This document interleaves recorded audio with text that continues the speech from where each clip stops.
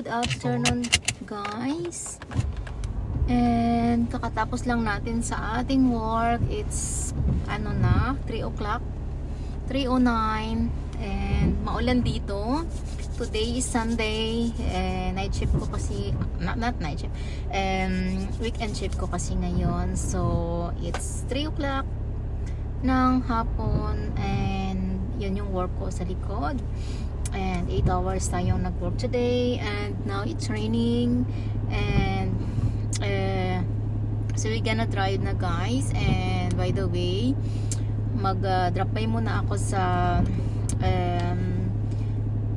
sa shop kasi bibili ako ng food ng anak kong babae for tomorrow. And at the same time, may napanalunan ako sa boutique. Ano lang naman, yung isda, yung parang yung seal tawag dito. And dadaan ako sa Shell, and kasi kukuha ako doon ng aking na-delivered na yung aking order online. 4 na ordered ko, nandun na kasi kahapon dumating yung 3 at ngayon yung isa. Yun guys, yung mga na-ordered ko for Christmas gifts, ng mga wishlist ng mga kasama namin sa bahay. And yun ang kukunin natin. And pag uwi ko sa bahay, I don't know what will happen, kung mag-idlip ako or hindi. We'll see kung anong magiging mood ko ngayon pag uwi ko. And pero ako lang mag-isa sa bahay ngayon pag uwi ko, kasi si hubby ko nasa pamilya niya sa kabilang side, kasi ano man na kasi nila tradisyon na magkikita-kita before the Christmas, na mag-celebrate sila, mag-get together. Andun siya since kasi na may work ako, so yeah, siya lang mag-isa pa mga naman.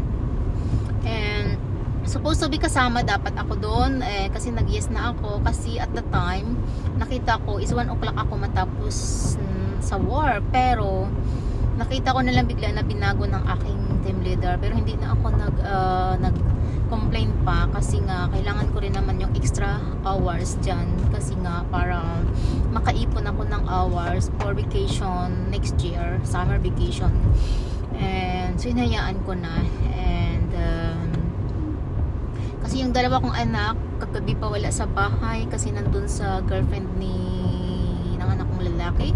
Dinali yung bunso ko doon, and kasi may concert mamaya yung girlfriend niya sa Bardi Campus. So yeah, uuwi sila mamayang gabi na. So ako lang mag-isa sa bahay. And baka dadaan pala ako sa drugstore, kasi bibili ako ng sober na ointment para dito sa aking labi kung masakit.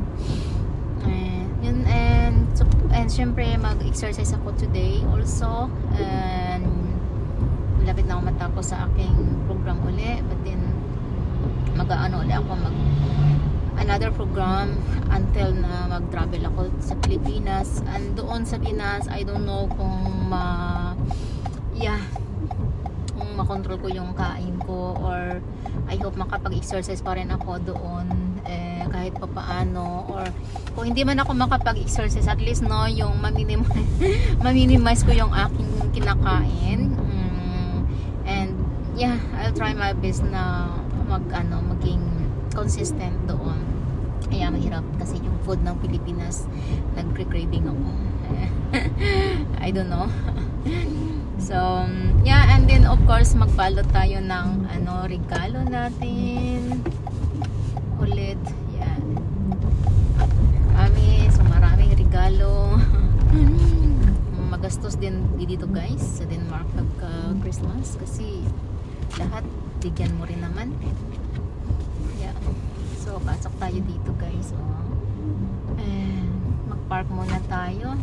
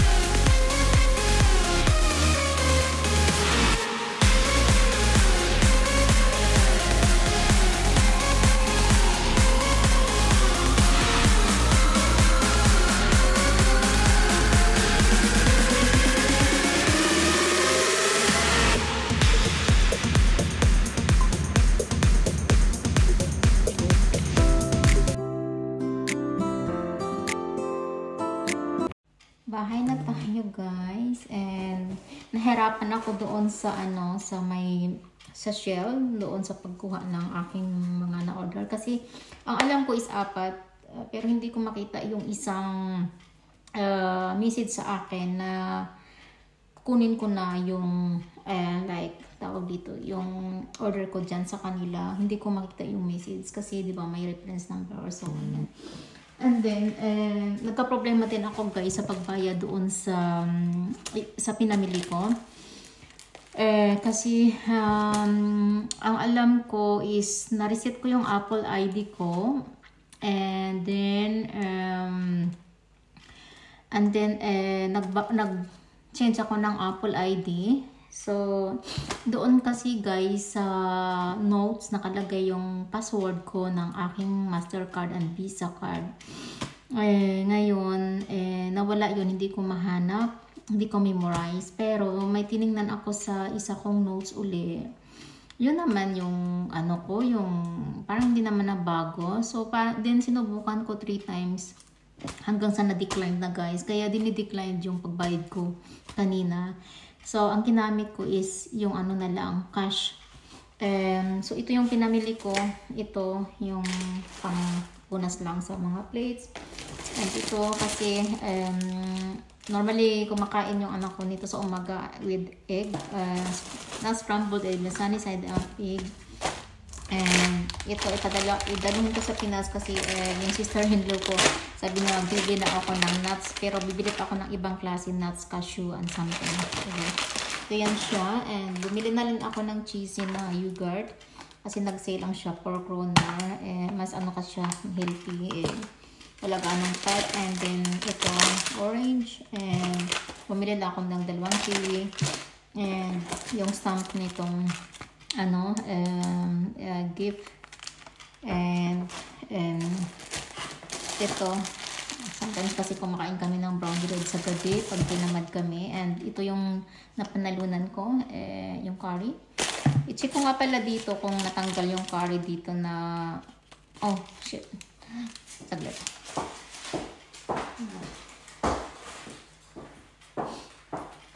Okay, yeah. Yes, ito yung personal gift. So, wala naman siya dito. And syempre, Mel kasi, normally yung anak kong lalaki, gumagawa siya ng overnight na oatmeal. And ganun din ako with chai seed. Tapos dadalhin sa school niya. And then ako sa work. And since na hindi mahilig yung anak kong dalawa sa ibang meat, ang gusto lang nila is chicken. Kaya bumili ako ng chicken fillet. And ito, murang pad dito. Sa Denmark, pinakamura. But then kasi, ginagamit ko lang siya pag dito ako sa bahay. Pag marin akong period, I don't need yung expensive na napkin kung dito lang ako sa bahay. Pero pag sa labas ako, iba naman yung ano, pad ko. And then, good news, since naman guys, na-decline yung aking card, dumating na, I think, itong aking card na bago. Kasi guys, naglipat ako ng bangko. Yung bangko ko before is, sumunod na ako din sa asawa ko. Since kasi yung contact namin, lumipat na ibang bangko dahil nag-close yung branch dito. So, lumipat siya doon.